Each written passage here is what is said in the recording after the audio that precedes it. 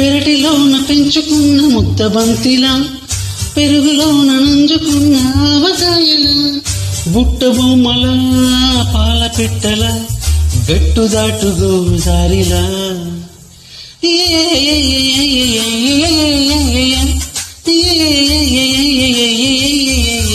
హోయ్ తేనె చుక్కలా, వాన చినుకులా, బామ్మగారి ముక్కు పుడకలా ఉంది పిల్ల. హాయ్ రే హాయ్ జాం పండు రోయ్, హాయ్ రే హాయ్ జాం బండు రోయ్.